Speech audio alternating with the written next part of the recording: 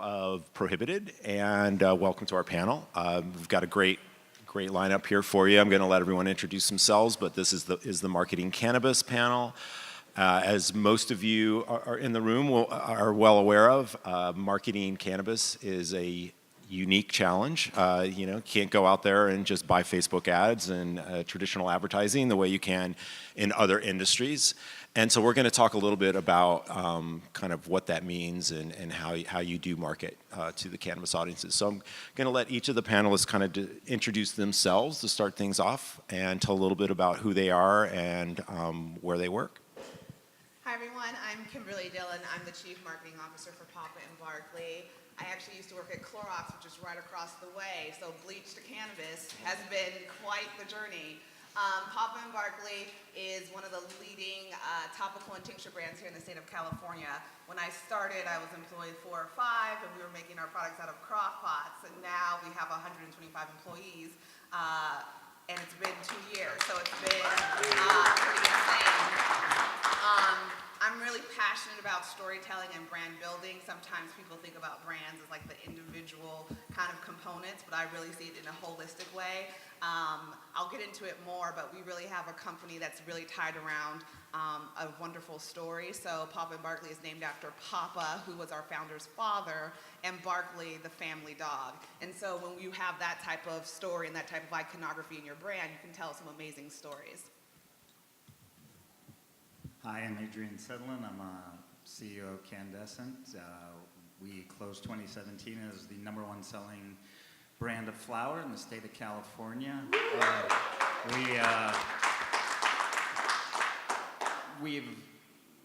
I think we got there by building an effects-based architecture, calm crews, create, connect, and charge, and trying to solve some significant user problems and challenges we saw in the consumer marketplace. By background, I've built and sold a couple companies, but I won't bore you with that. I'm just super psyched to be here and in cannabis, and hopefully we can share some interesting stuff with you guys today. Yeah. My name's Glenn Freeze. I'm the head of marketing over at Prohibited, work with Keeve, and just joined the company in the last 2 months. I went not from Clorox, but from Disney to cannabis to give you like what my pivot has been. So it's went from a Mickey Mouse organization to a good one. And for those of you who don't know about Prohibited, basically, we're trying to help bring cannabis from the black market to the supermarket, and we have a number of different ways that we do that, from content in studio that we do that helps to get the story out for the partners that we work with, and just to serve the consumers that are out there that are interested in cannabis as a lifestyle. And we also have brand development and agency work that we do, and a few other things that we have on our plate that I'm sure you'll hear about over the next couple of days, but glad to be here. Hey everyone, my name's Clay Bush. I'm the Vice President of Marketing for Heavy Grass. We're brand partners with Prohibited as well. A little background on me, I've come to the cannabis space officially in June. Before that, the last 15 years I've been in the entertainment business. Most recently, the last 7, I was a promoter for a company called Danny Women Presents. We were the largest independent festival promoter in the United States. I left that officially in March to really do my own thing, and then organically came to Heavy Grass. Being the lifestyle we are, being a rock and roll metal brand, and me coming from the rock and roll metal scene, especially producing live events and really knowing the lifestyle. So that's why I came from Danny Wimmer, and before that I was from Universal Music Group. So I don't come from Disney or Clorox, I come from Jimmy Iovine and Tupac Shakur and Death Row Records. So. Well, I worked at Universal too, and so I understand what it's like to be like you. Thank you. We're different. A lot of former music industry refugees in this business now. Anyway, so I think before we get into it, before we really start talking about just the marketing itself, we're talking about marketing brands. So before we talk about the marketing, what are brands? How would you guys describe what a brand is? Sure, I'll hop in there. We get hit on Instagram a lot with people saying things like, "Oh, I love your packaging," or "Your design is so good," things like that. That's not what a brand is. So most of the things that people think about in marketing is not really what brand is, in my opinion at least. Brands, great brands, the brands that we've come to know and love, they started by solving major problems. They understand consumers They champion that consumer, and then they build products to solve that consumer, that's very specific consumer segment's problem. And a great brand, in my opinion, is a company that aligns every decision that it ever makes, from its human resources strategy, to its fundraising strategy, to its sales team, to its marketing team, to its employee training programs, it aligns those millions and millions of operating decisions against a North Star. And that North Star is a problem that it solves against. And so maybe over time, a company like Nike, gets slick and cool and it has the Jordans, but before it was that, it was a really fucking good running shoe and the only one in the market. And it solved the problem for runners and athletes. And, a company like Nike always thinks about the athlete and solving the athlete's problem. So brands are, I'll just close by saying, secondary. Brands are not important. Your customer is important. And if you keep that in mind and you align all your operating decisions into a whole and build culture around your company against solving for that consumer, then you'll build a brand that's successful. Thanks. Anyone else want to take a stab at that, or should we move on? No. Tough one to follow. That literally was a drop the mic moment from the music industry references, which is all over the place. But I think that's perfectly accurate, and I think the thing that people have to always take in mind is that everyone in this room has brands in their mind that you know they solve the problem for you. Then they take on that other life of what other implied values do you attribute to them, right? But it originally didn't just go for most things you've ever purchased in your life just because they had a cool look and feel. Like you had somebody told you they were great. There was things about the product that really suited the need. It's not just because they had an amazing Instagram profile. Like their Instagram profile is because of who they are and what they are, and hopefully that aligns with it as opposed to just focusing on all the imagery that comes around it. All right, so let's get into it. So how does marketing cannabis brands differ from other product categories? I'll jump in since I've come in from marketing everywhere you possibly can. I mean, cannabis, we all know our challenges. I mean, with heavy grass specifically, we're marketing specifically in California, so we're not really worried about crossing state lines right now. But it's really navigating how you can message, right? I mean, social media for us and influencer marketing is going to be really key for us. Being a rock and roll company, our influencers speaking how much they love the brand, love the product is key for us. Us being an event, super serving the community outside of that is going to be key for us. So to that point, I think where we're coming in is we're trying to create experiences and loyalty where they know everything every time they come to a heavy grass event, be it we're activating it, be it something we own. They know that we're kind of speaking for the core audience and what they love. They don't have to smoke weed to hang out at a heavy grass event. We're a heavy culture. So it doesn't matter, rock and roll is the air you breathe or the grass you smoke is kind of our motto. So we don't necessarily alienate anybody. We allow everybody to come in. So we're not putting messages out there saying, we're just one set of group. We're super serving females, we're super serving males. I'm super serving a 21-year-old, I'm super serving a 59-year-old. So it's all about that balanced messaging, and I think for us, it is really social media driven, it is really influencer driven, and then working with unique partnerships for us, being a music company, how I look at us, being a music company, Cannabis hybrid, we're allowed to market on traditional music sites because we have relationships there, and they also understand that we're going to speak to their core audience. So I think there's partnerships to be said more so than that, but for where we're coming from, it's all about unique grassroots, guerrilla style, ambush. I'm not doing any traditional. We're not doing paid social. Obviously, we can't do paid social.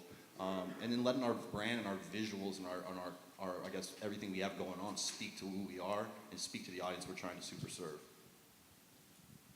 Great. Well, so it seems like one of the things that is important is that if you're going to go out there and you're going to have to market in some non-traditional ways using some of these different category, tactics that you mentioned, Clay, it's kind of having a cohesive brand story that's really gonna have to kind of resonate throughout this. How is brand story important? Well, our brand story is around our around our founder who created this product to save his father from debilitating back pain. He was actually in hospice. and he created this product for him and also created the product for his dog Barkley, as I mentioned. So we call ourselves a company founded by for the ones that we love. So that's a pretty high bar because it's not just for ourselves, it's for our aunts and our uncles and our grandpas. And in fact, as a brand mission, we're really trying to unlock the power of cannabis to improve people's lives. So we have this sort of story and this mission that everyone, it's actually pretty amazing. I agree with you about all these touch points. I mean, our drivers are like, I'm unlocking the power. It's almost corny because like everyone says it all the time, but it's so incredibly important from how we respond to emails, to what our brand ambassadors say in store, to how we handle our relationships with our customers and our farmers. It's always back to like, we are doing this to improve people's lives. And so we want to have an amazing touch point everywhere that we interact with people. The second thing that we focus on beyond sort of social media and experiences is really around education. So we are trying to be a brand that is great for the first time sort of consumer who's new into cannabis. We want to be accessible. So we provide topicals, which most people, like if they're scared of psychoactivity, a topical is a wonderful gateway. And one of the things that we hear is people who come to us like, I bought this for my dad or my grandma and they're Southern Baptist and they would never try cannabis and oh my God, it changed their lives. Those are the stories that we are going after. So education is incredibly important for us. So we always are trying to like snip it in because no one necessarily wants to go to college like and listen to like a lecture. So it might be an email signature with a fact. It might be a hashtag that we use. It might be on our brochure, we just put the endocannabinoids, like we just drip it in everywhere we can because we really want to educate consumers not just on our products, but just on the category as a whole because of our mission. So the brand story sort of influences everything that we do. That was really well said. There's an important nuance, you know, when you talk about brand story. And I may beat a dead horse on this a little bit, but you know, the thing to understand is the brand story is secondary. The consumer story is primary. And what I mean by that is, if you think about every great story you've ever seen on TV, every book you've ever read, it has a basic architecture. And that architecture is, there's a hero that meets a guide, that gives him a plan to solve a problem, to avoid some peril, and achieve some triumph. Those are the stories we love. So what's my point? In that architecture, everything you just said, Pop and Barkley does have a story, but if you're trying to build a brand, it's, you know, you can have a little backstory in your brand, but that's something consumers will find over time. The real story is the hero, that customer, and our role in that is being their guide. Everything you talked about is being their guide, and that's what makes Pop and Barkley a great brand, is that you guys are super consumer focused, and you know, at Candescent, we're always trying to, you know, and it's why we're a simpatico brand. You talked about unlocking cannabis, you know, our kind of tagline is Candescent Cannabis turns down the noise, unlocks the moment so people can transform their lives. We believe that.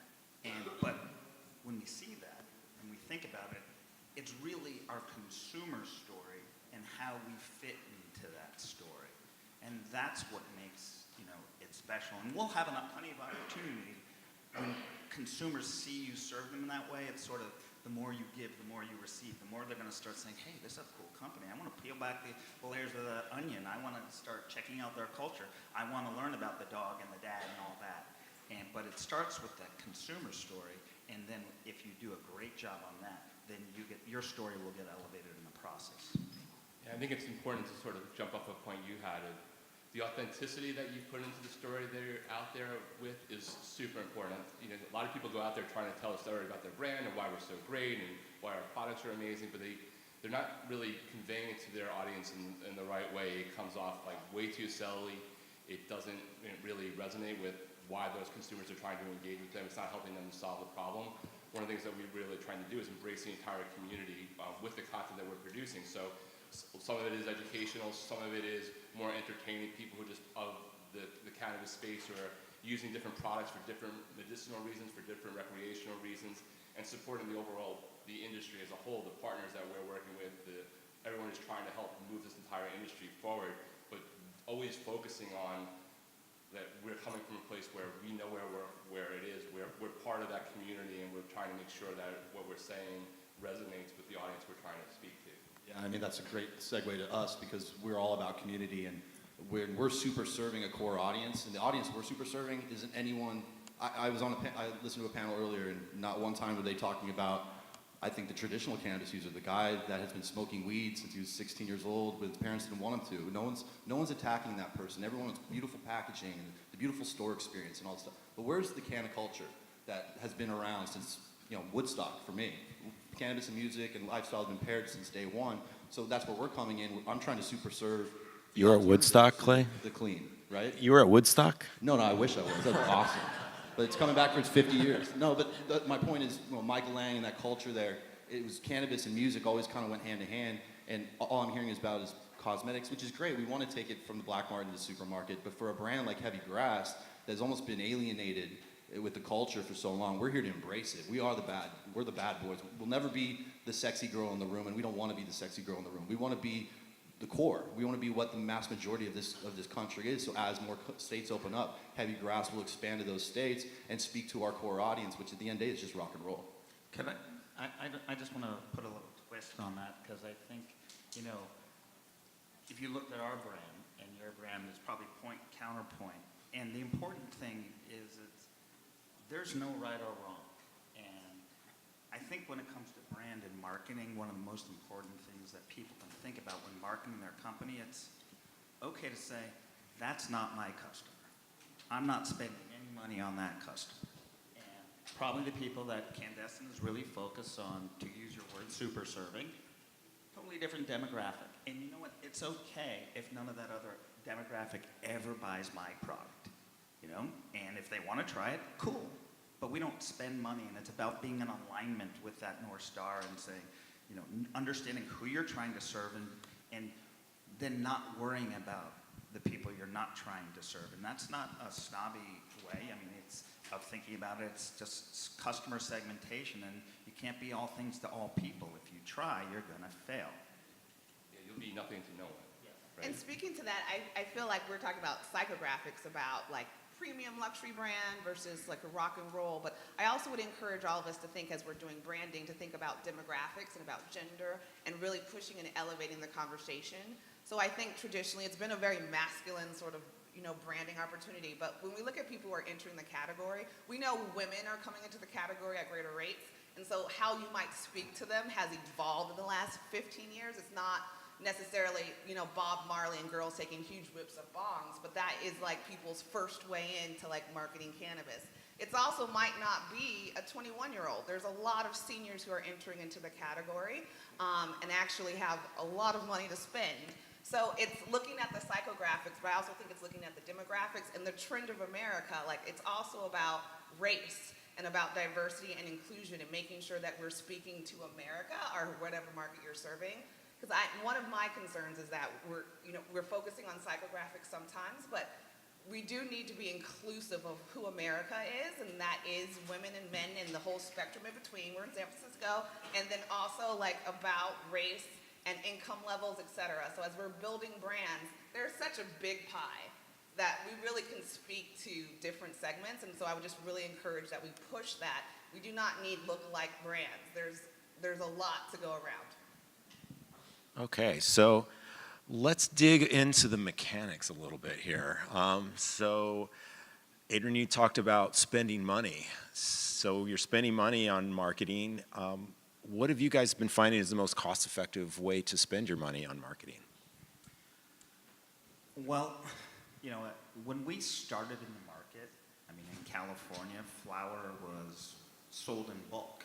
There was no such thing as prepackaged flower. So, you can think about the traditional marketing channels. Are you going to do public relations? Are you going to do social? And yes, those are all parts of a marketing tool belt. But where did we really push our money? And I think it's an important thing to think about when you're so limited in the type of channels you can go after, when you can't do, boost your Instagram post, you can't do Google, you can't do Facebook, and we live in a digital world where you can't do digital. So where do you put your money?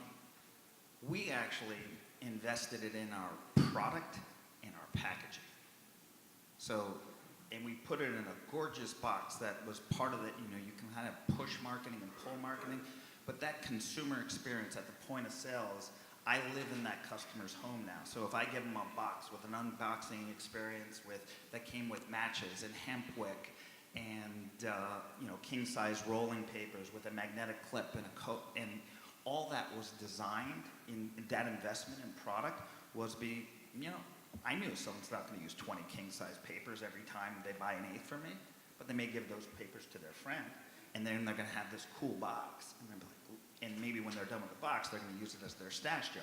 So as their little stash box. So, you know, for us, you can do a lot of things and spend that way, but we actually invested in the product first, and then the second piece was in the assets. And before we hop into here's how you build a brand and all the different channels and tools and stuff like that, if you're really committed to building an important brand, you can't shortchange the investment in that brand, in the brand initial brand assets, your logo development, your font treatment, you know, even the problem you're going to try to solve. I mean, for us, initially, part of our brand and where we invested is, you know, we spent probably 90, 100 grand in market research just trying to understand what's the one thing we're going to bet on.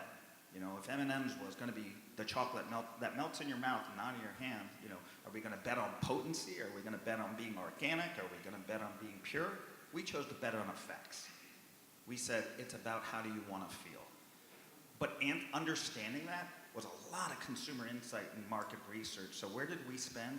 We spent a lot of money on understanding the problem and then building most of it around a consumer experience. So, you know, just philosophically, I believe in building brands that don't target. I don't want to be targeted. I want, you know, we want to build a brand that's a magnet, that attracts. And so that's where most of our money went originally. And for us, the opposite, which is the same. We invested in our product as well as we didn't want to be a novelty product. So when with my background and everyone in our company's background in music, we knew we were going to get one, you know, you get one slice of the pie. We have one shot to kind of touch this audience that we've super served, that I've super served for 15 years now, and specifically in rock and roll the last 7. So we invested in the product line. So when they do get that first taste, we are confident saying, hopefully this is the best vape you've ever experienced. And so for us, it's always been product first, because we're going to make a lot of noise, and then us leveraging our relationships. Our partnerships are so key for us, especially in media, and especially with our artists. So when they're on their socials talking about it, or we have someone talking about how great our product is, that to me is just as important marketing for us, because that's something we can put dollars behind. That's something we can blast out as these editorial pieces talking about how good the product is. So spending time on the product is what we focused on, and then us personally investing in events and activations and being seen and being heard has been our priority. I would say something similar. So our founding team had all worked in cannabis before, and they were actually, before they started Pop and Barkley, they was looking to invest in cannabis brands, and so then having this experience with his father and his dog, the product kind of emerged, right? So it wasn't like researching something, like here was an actual story because people were coming back, and there was repeat because he had stumbled upon a problem to solve. I wouldn't say it's cost effective, but what we've really invested a lot of time and energy and resources in is into really allowing people to experience our products at events. So we do a lot of free massages. We have massaged every type of person. We have gone into senior homes and we have massaged people. We have massaged people's feet. I have touched people's feet with our products. At marathon races, we've gone to volleyball games. We have literally gone anywhere who wants a massage, and because we are trying to overcome this disbelief, and we are going after a consumer who might not necessarily believe us. And so we actually, one of my favorite moments is that we actually sponsor the Disabilities Expo, which is down in San Mateo, which is for people who are differently abled in wheelchairs. And we were right next to the booth, which was the San Mateo County Sheriff's Office. So I was like, oh my God. But all these people in wheelchairs came over and we gave them massages, which I didn't necessarily even know how to do, but I'm like, let's put this product so that you can experience some relief. And then our booth became the most popular booth because people kept rolling back to our booth because they were able to experience it within this 20 to 30 minute sort of experience. And then we actually started to have some sheriffs and the cops like, can you drop it on the floor? No eye contact. So for us, has really been events and experiences, and we're kind of like evolving from that. But like on the ground, I have gone to more farmers markets, like more community events, because it's been about that one-to-one relationship, which is not scalable. So like the cost effectiveness is not the right question for me. But like it was really about convincing people who then convinced others on behalf. And that's how we created these like rabid fans. So like my hypothesis is that our first 1,000 customers loved us, And then that spread, and that is how the word got out. Even though we didn't necessarily spend, we still haven't really done a lot of paid media. We just really were servant marketing to our community and educating and doing all of this sort of work in our communities.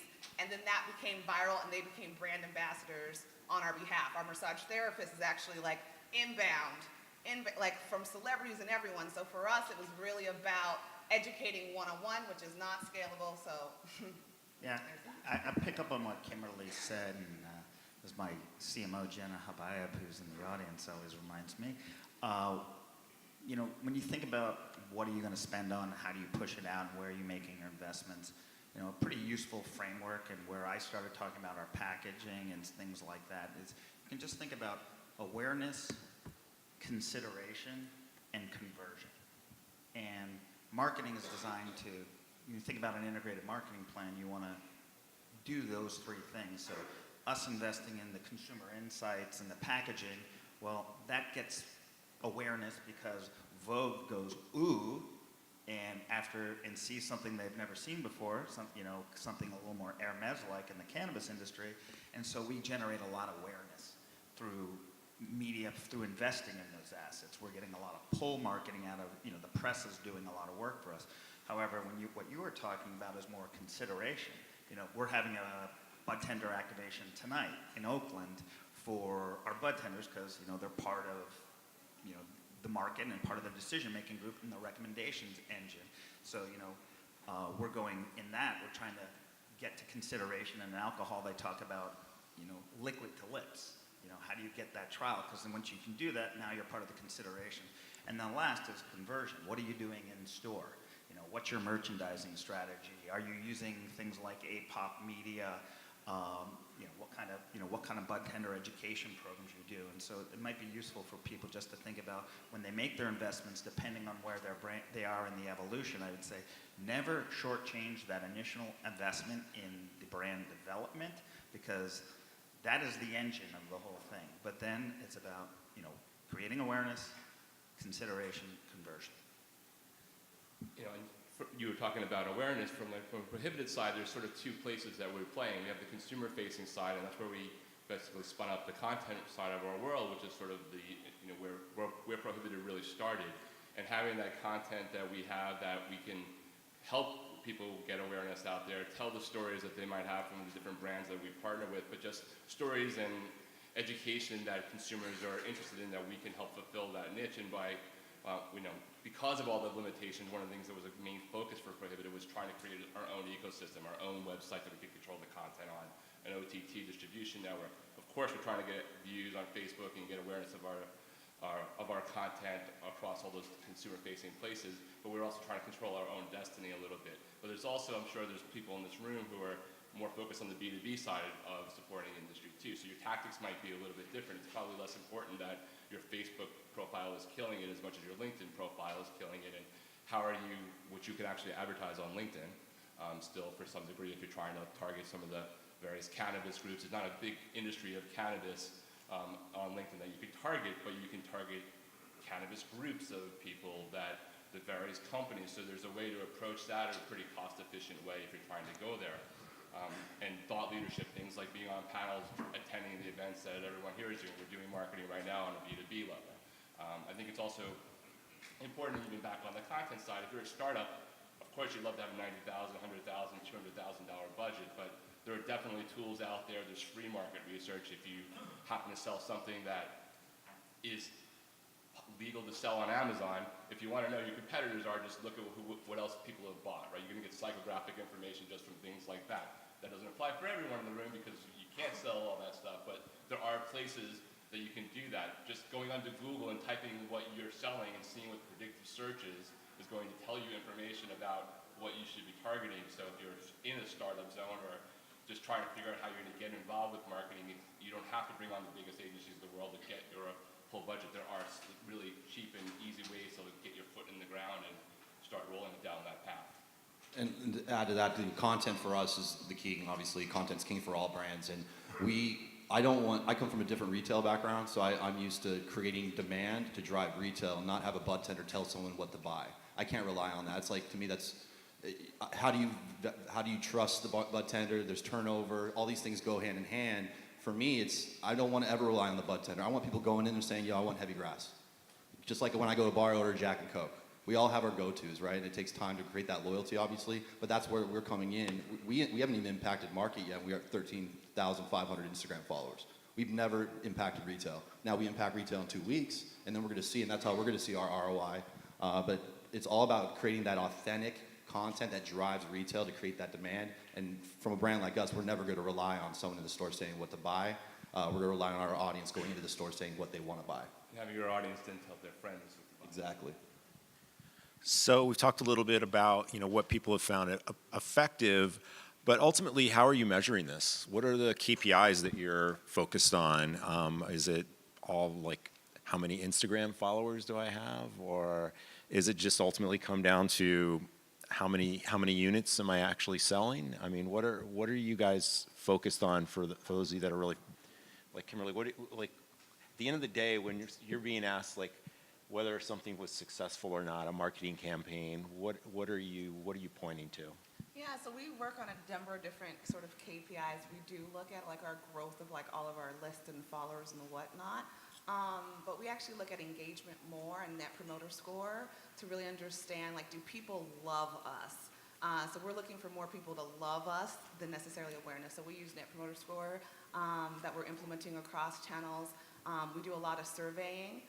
We do a lot of random selection where we talk to people to give a testimonial one way or the other. And so we really try to get that more qualitative feedback than quantitative currently. Of course, I want to have more straightforward quantitative data, but right now, surveying focus groups and the net promoter score is what we look at. We do look at like the growth, but I'm not like checking my Instagram to see if we're at 22 or 25,000, only because so many people can buy fake followers, and like I really want to know engagement. We do track things for like our content. So I do care if we do a live, like how many people watched that live, how many people like engaged with us. That is something I do care about. But the other ones I think are vanity ego metrics about, like, that's cool that you have that many, but like for me, that doesn't necessarily drive the business. I just want to know how they feel about our products, and then how likely are they to share that with someone else.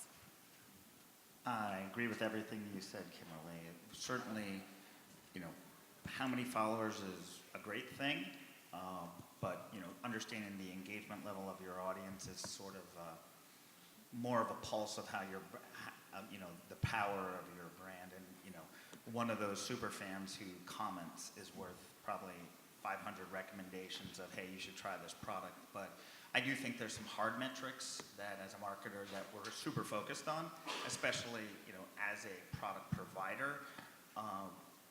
We're in a B2B2C business. We can't do e-commerce right now, so we sell into stores, and then those stores sell to our customers. So business to consumer, and ultimately, what do you care about? We care about sell-in. How many stores am I adding? How are we selling into stores? We care about how much SKUs they're picking up on our shelves. So a traditional kind of Wall Street metric would be same-store sales. That kind of, but that same-store sales is more about sell-through.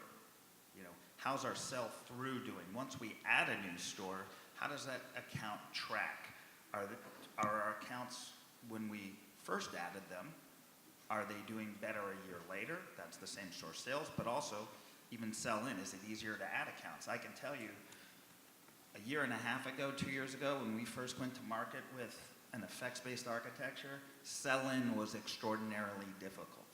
In August of this year, I had to tell my sales team, stop adding accounts. We don't have enough production to service our existing accounts properly.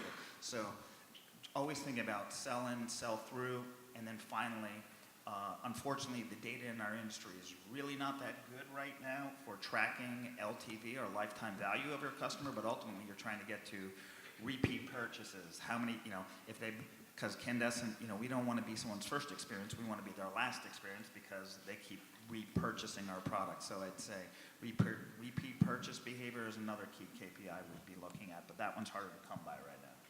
Yeah, I think it really again comes back to what your business are you in. From the content side, from a marketing side, we absolutely care about how many views of the things that we're creating, the stories that we're putting out there. What are they getting? If we're sending out an email, we want to know what that open rate is and what the click-through rate is, because there are best practices out there. There may not be an established. Well, the cannabis industry gets a 12% open rate metric established yet, but there's a baseline that you can sort of gauge where you're at. You can figure out the industries that are most adjacent to you. We're not selling insurance, so I'm not going to benchmark against that, but other content companies you might be. If you're other e-commerce companies, you can look at those kind of things. If you're coming to an event like this and it's the business-to-business side, we're going to look at, well, we spent money to put our trade booth out there. Like, what kind of leads did we get? What was the follow-through that happened? So I think it really depends upon how you're activating what categories of marketing. But, and it's definitely balancing the quantitative and the qualitative side. Like, you also want to know, like, how do people react to your brand? Like, that's stuff you just see from the engagement rates, or just even one-on-one after we're here, or just walking around the floor. So. Yeah, and our jobs as marketers just to make as much noise as possible. And at the end of the day, it's all orders. It's IO, it's sales, it's what's coming in, what you're selling through. That's all we care about at the end of the day. I mean, from a brand launching, it's important to have all these metrics and have this data because we've been activating as a brand for over a year. But at the end of the day, it's going to come down to sales and if you're driving retail or not. So we talked a little bit about how, it's like Adrian said, the B2B2C and the importance of repeat customers. So you've gotten people to try your brand, to experience your brand once. How do you turn those people into fans that will then evangelize out further? Are there programs that you can do that, or is it basically just on the strength of everything that you've done up until that point? Is that for me? Yeah. Oh, sure. Creating raving fans, and that's not a marketing thing. I mean, I come from the Abraham Lincoln School of Thought. It's you can fool some of the people some of the time, whatever the expression is. Realistically, you're not going to convince people to be raving fans unless your product is aces. Period, full stop. If your product kicks ass, I call it the ice cream theory of marketing. No one who tries a new flavor of ice cream, who loves it, cannot tell someone else about it. Because something about our human condition is we need that validation from someone else. Oh my God, and you want that discovery saying, hey, look at this thing I found, you've got to try this. And then you share that with someone. That raving fan starts in the product. And so I can tell you we track 8 environmental variables in our grow, and everything from humidity, O2, CO2 level. We never touch the flower. I mean, there's hundreds and hundreds of operating decisions that go into our product experience. But ultimately, the raving fan ends with the product, because consumers, people talk about consumer loyalty. I like talking about consumer disloyalty. Consumers are not loyal. They're not supposed to be loyal. Your job as a company is to shock and wow them every time. That's the standard. And then they will continue to opt in. Loyalty assumes that they got your back through thick and thin. I think that is a self-serving, arrogant worldview. And I trust all my consumers are busy, they got intense lives, they got a lot going on, and as long as I can deliver an unbelievable experience on Friday night when they choose to open up our jar, if I do that, I will create raving fans. I think I agree with you 100%, and I think it's consumers, but I also think it's your stakeholders in the ecosystem that you're in. So one of the things that we do just recently did, the whole marketing team went out to Eureka. We went to visit the farms, and some people are like, why'd you go to Eureka? We have to understand the plant, and we have to understand where we come from. And we threw this beautiful farm-to-table dinner for the growers, for the farmers, for the associations, the activists, the people who have really kind of like set this up. And so it's for your consumers, but I also feel like it's for your bud tenders and your dispensary owners and all the people that that are a part of this system. It's not just about selling so much, it's about raising, like I believe like all rising tides raise all boats. Did I say that correctly? Rising tides raise all boats. And so we really want to be providing our dispensary owners with data that maybe we just have and share best practices with them. It's about farmers who are really small and saying, hey, I want to elevate your farm. The activist, I want to elevate your event. Because they become brand ambassadors as well. So we look at the touch points for consumers, but also all the different stakeholders. I do want these bud tenders to love me and to love my team. And I want the farmers to love us. And I want the delivery driver to have a good experience, et cetera. So it's a pretty holistic sort of engagement tactic for us. Maybe because we're coming from a place where building fans and trying to support that is a little bit different. I probably have a slightly different take. You can't make somebody love a song that they don't love, or you can't make somebody love a product that they don't inherently like. But you can definitely keep them primed by doing things that, like, once they then love you, they stay with you for a while because you're feeding what the then perception they put onto the brand that hopefully you package on top of the great package and the great product you originally had. And you can certainly lose fans in a minute by doing the wrong marketing thing. So, like, I don't know, you used to use Uber a lot. I use Lyft a lot more now. Right? There's this thing that they did along the way that sort of made those mistakes, so I stopped being a fan. Musicians have that problem all the time where when they take a stand, they risk losing fans. So you always have to be conscious of there are things that you can do to keep that fandom prolonged once you've already got them, and there are things that you can certainly do to lose them pretty quick because they aren't loyal, like you said. Yeah, and that's where I think your voice to your audience, and that's where for us social media is so important, where we're constantly talking. We're talking to them as friends. We're not selling. If you go to any Heavy Grass Instagram, it's never go to our website to buy or, excuse me, link in bio or whatever it may be. That's for content. That's for getting people engaged with the brand. So we want to have that authentic voice, and I took a little note because I didn't want to forget this, but with this, we constantly communicate with our fans, be it newsletters, social media, but we're not saying go buy. Like I said, we'll give them enter to win tickets to your favorite show in LA. Here's a flyaway to Columbus, Ohio to go to the biggest rock festival in the United States that Heavy Grass is going to give you, plus hotel, ticket, all these things. We're here to super serve you guys, and I keep using that word because at the end of the day, they're just smoking our product or they're consuming our product somehow.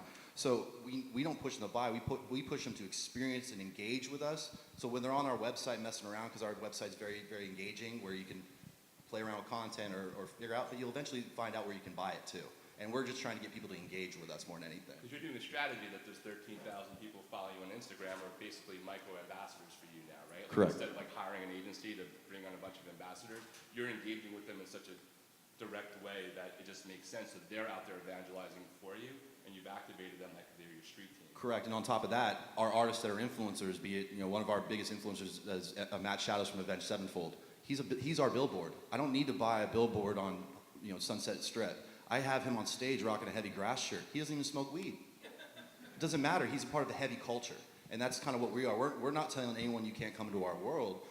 I have African American influencers that are rapper, hip hop guys. We're rap, we're hip hop. We are not a genre. We're a lifestyle, and I think that's what Heavy Grass is trying to be more than anything, and that's what we are going to be. Is we're going to speak to a lifestyle of people that just want aggressive culture. So the outdoor industry is very happy with the cannabis growth in the country. They'll love us All you got to eventually. do is walk around Los Angeles, and they are everywhere, since that is one of the places you can actually activate. So I'd be remiss to not, really talk a little bit about the importance of content in marketing. There's a lot of different ways, a lot of different forms of content that you can get out there that you can use. It's also, when we first started Prohibited, about 5 years ago, one of the things that we noticed out in the market was that with all these challenges was that video was a very effective way to market because, we could put products and services into our video programming and promote these services and show how these products worked in ways that the brands themselves couldn't due to a lot of the restrictions that they had. How much has that changed and how important is content to the overall mix of your brand strategy now? I'll start. It's our number one priority because it's the only way we can message who we are. Because if you look at Heavy Grass Rock and Roll lifestyle brand, that's not how we want to be. You have to see what we are. We're not a group of musicians. These are a group of heavy ambassadors that, you know, one of them is a chef on Food Network. The other is an MMA the Muay Thai fighter out of Thailand. Yeah, we have a bunch of musicians. We have fashion designers, but everything for us is just balancing out that lifestyle culture. So us being able to tell that story is so key because I'm going to alienate a broader scope of consumers that may come into it. Because at the end of the day, rock and roll is pop culture. Now, musically through the airwaves, yeah, it's on MTV. You get a couple stinks on Monday Night Football every so often, but it isn't mass consumed by pop culture. What is mass consumed by pop culture is rock and roll fashion. So that's where you have a Kardashian wearing a Slayer shirt, or you'll have, or someone else that has millions and millions of followers rocking a Metallica shirt or Iron Maiden. These are legacy brands that are still around. Avenged Sevenfold is our legacy brand. That's why they're our target, and that's why they're our #1 influencer, because you recognize their logo everywhere you go. And we're trying to kind of do the same thing, create that awareness. I mean, I come from the school of thought even before joining Prohibited that everyone is a content company, whether they know it or not. Eventually they'll figure out that they have to be, because that's just the way the world is going. And whether you just want to talk about and sell your product, you need video. You need to have that type of content. If you're trying to just get whatever organic reach you even can on Facebook without advertising, that's what the algorithm plays to. It's not just posting and texting. So in some way, some form or fashion, everyone needs to be in content just the way it makes sense for them. I think one of the things I do see sometimes is when people make that move to do content around their brand or company, it's completely misaligned with what their product is and what they're talking about on their website. And we were talking about it earlier, it's like the website's beautiful and it's elegant and their social media looks like it's a 19-year-old guy, and that's not at all what their product is and what their values are and who their audience is. So I think it's really important to be thoughtful about how you approach content in general, but you definitely need to have a plan for it. Yeah, when we talk about content, I think it's super important to also define content, because I think in today's marketing world, a lot of times when we talk about content, we tend to immediately go to video, social, and I would first say every touch point in your company is a communications vehicle. So the messaging you send out to your employees, and I don't, if I send an employee message out that has a typo, that's content. That is telling people my brand standards internally to my own employees. But when you think about other types of content, you have your internal assets, so your employee communications, you have your website, you have your newsletters, so those are the things that you develop, and then there's other types of content which you can put on social and stuff like that. And I think the important thing is it's just all got to be integrated against a common theme point. So how we talk, our brand values that we talk to our customers, that we claim to our customers we got to back that in our employee communications and then build culture around that so they have it. And that messaging is everywhere. It's not just, ooh, cool, we did an Instagram video, or tonight we're doing a bud tender activation where we'll capture some more video and we'll push that on the web. Content is also the packaging copy on my box, that when people open it, I'll give you an example of shitty content. A top brand in the industry, I bought one of their ingestible products, and the directions said, use 3 squirts. It was a drop, or it said use 3 sprays, and it was a drop. That's really bad content.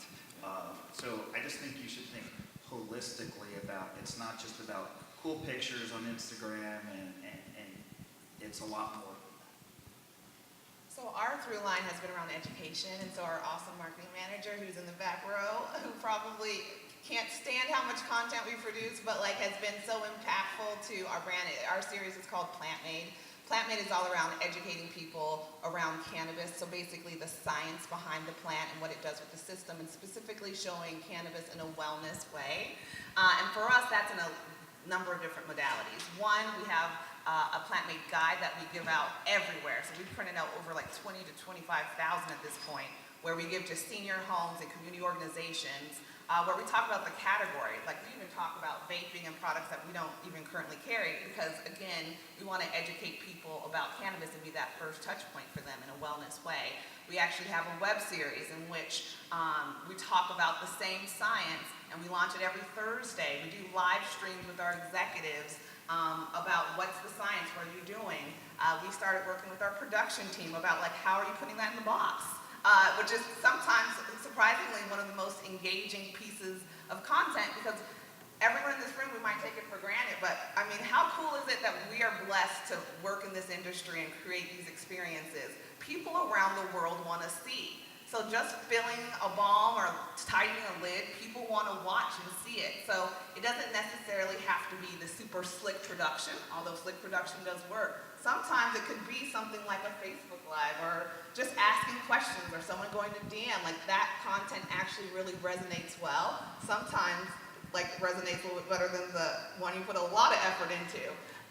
So it's about being transparent for us and about education for us and about really making sure that people feel comfortable with us and our science. And so that's where we invest our time, is both in a web series and in a scientific guide that we pass out literally to everyone.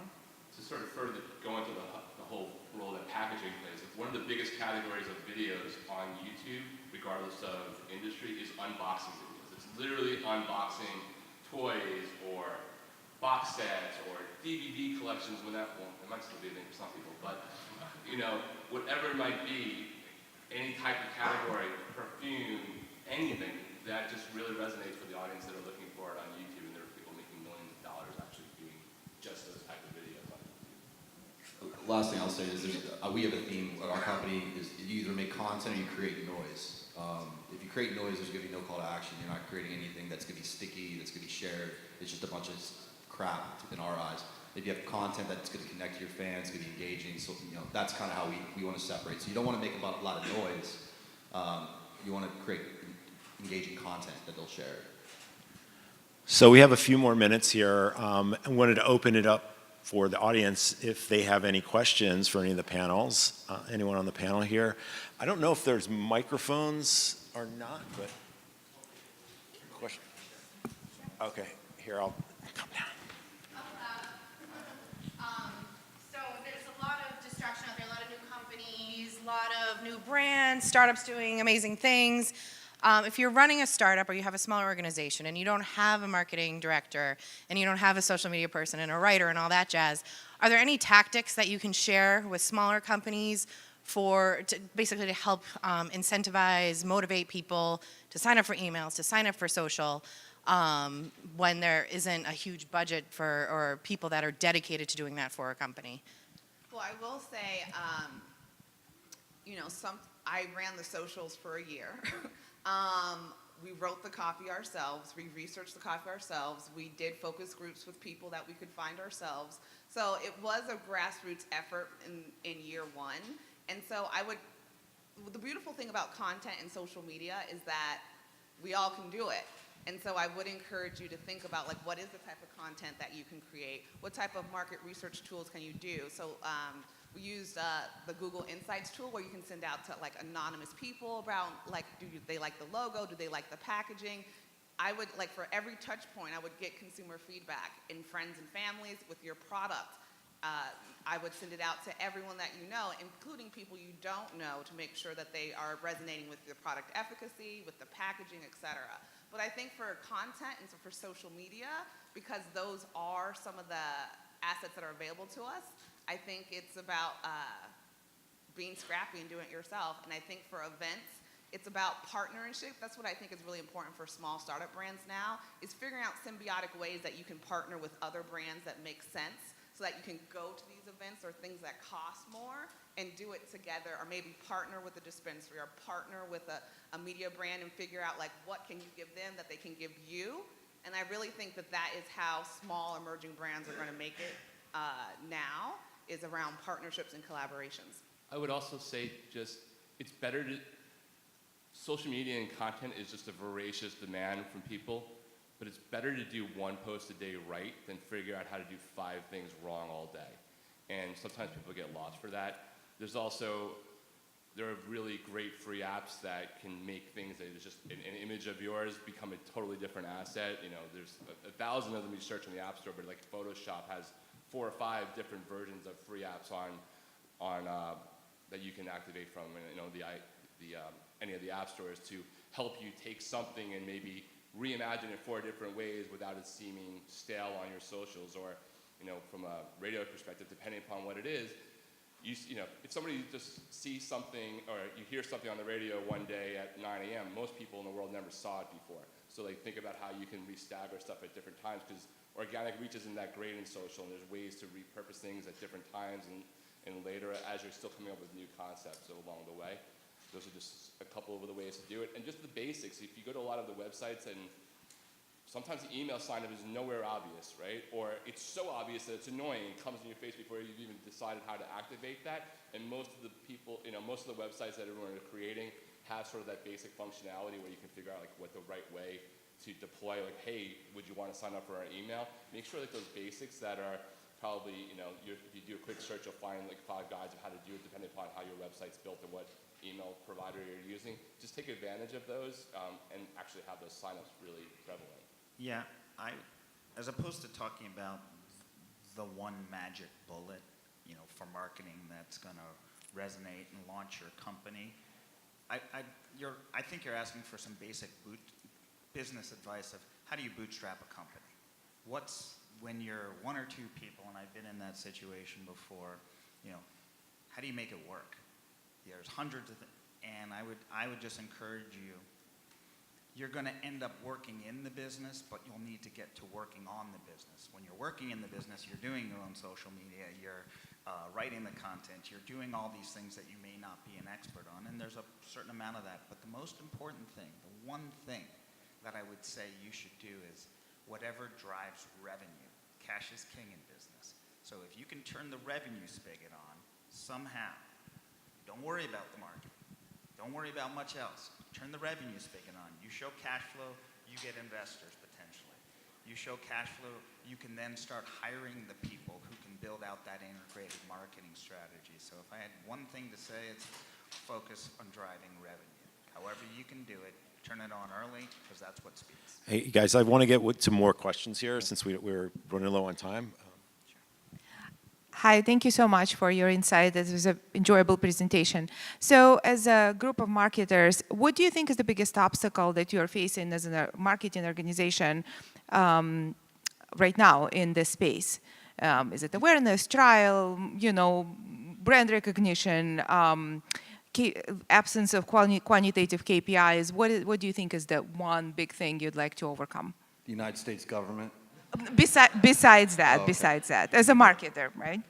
Well, the side part to that, and one of the questions I didn't really dive into before coming is like, is the impact of that on the places that as a marketer in other industries you would have used? Like the things we would do with Facebook and Instagram are just not really available to us. You have to be a lot more smart about how to do things like that. So, for me, like, that's just the most obvious, right? The minute that part goes away, the other problem changes. It doesn't solve the fact you still have to have a great product and a great plan and know how to use all the various tools correctly, but it makes you be more creative as well, though, I think, and figure out solutions to those challenges. But like to me, that's one of the biggest ones, just sort of the impact of that issue and the wild, wild west of like state by state or country by country regulations that isn't necessarily something that everybody else has to deal with in other industries. And that's stigma. I think the sooner we end the stigma, you're going to have companies open up their ad networks. I mean, Google's handcuffing everybody right now. We're all dealing with it, so get creative. Reach out to your partners. Like,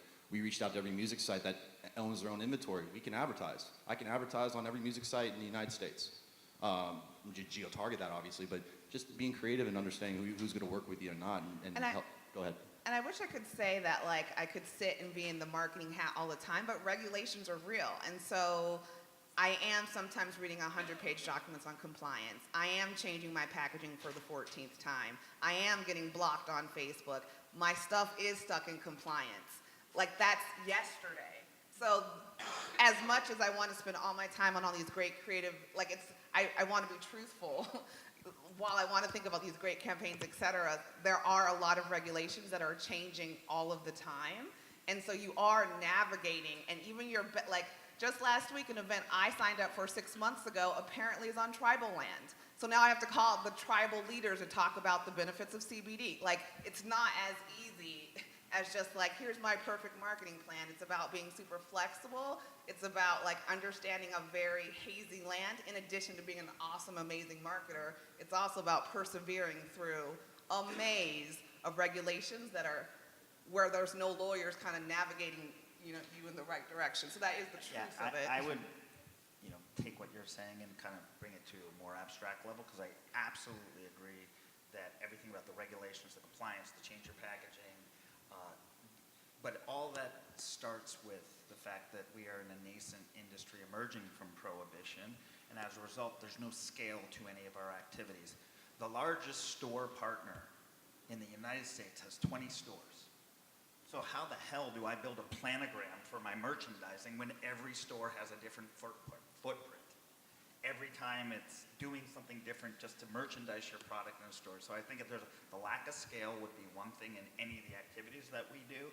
If I were a traditional consumer product, I'd work with Target and be able to do the same layout in 4,000 stores. The second piece is, I'd say, generally, it's where we started earlier, the lack of data. There's not a lot of downstream consumer data that we can pull back up into this industry.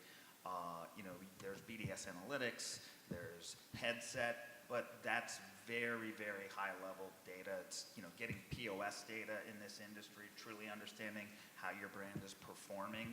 I mean, we get aggregate stuff, but how many times do customers repeat purchase our product? I could get that in many other industries. I could get that in e-commerce. I'd have, a great business intelligence dashboard about my end users. Then kind of flying an airplane really quickly, but relatively blindfolded, is quite a challenge. All right, well, thanks, everyone. We're at the end of our time, and appreciate you all coming and listening to us. Thanks to the panelists.